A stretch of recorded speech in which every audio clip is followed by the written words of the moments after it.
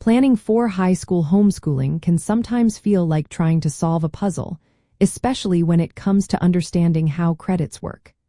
You might find yourself wondering, how do I translate all of my child's hard work and learning into official high school credits? Generally speaking, one high school credit typically represents between 120 and 180 hours of instruction and student work for a specific course. However, it is very important to understand that this is a common guideline, and the exact requirements can definitely vary based on several factors. This hourly guideline largely originates from a traditional educational standard known as the Carnegie Unit, which was established more than a century ago to standardize high school curricula. The Carnegie Unit typically defined one credit as the equivalent of a course that met for at least 120 hours over the academic year. In homeschooling, the why behind this is about ensuring that a student has dedicated sufficient time and effort to truly master a subject, regardless of where they are learning.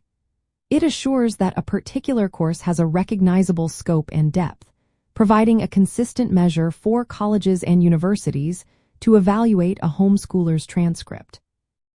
To apply this effectively in your homeschool, your first step should always be to check your specific state's homeschooling regulations. Some states have precise hourly requirements or other clear definitions for what constitutes a high school credit, while others offer more flexibility. Once you know your state's guidelines, you can then choose a method for tracking progress.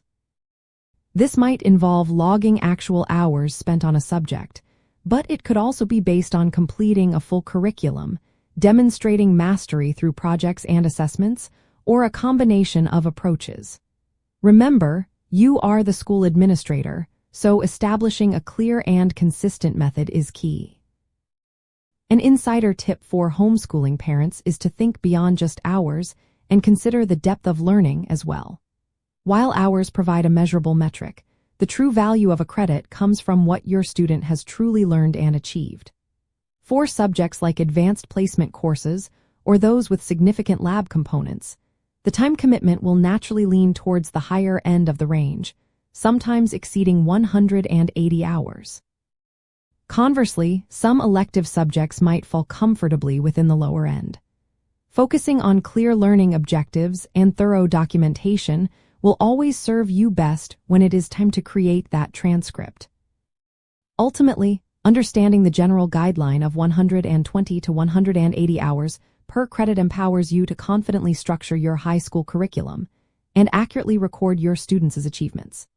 By checking state requirements, consistently tracking progress, and emphasizing genuine learning, you can build a robust and credible transcript that truly reflects your homeschooler's educational journey and prepares them for their future endeavors.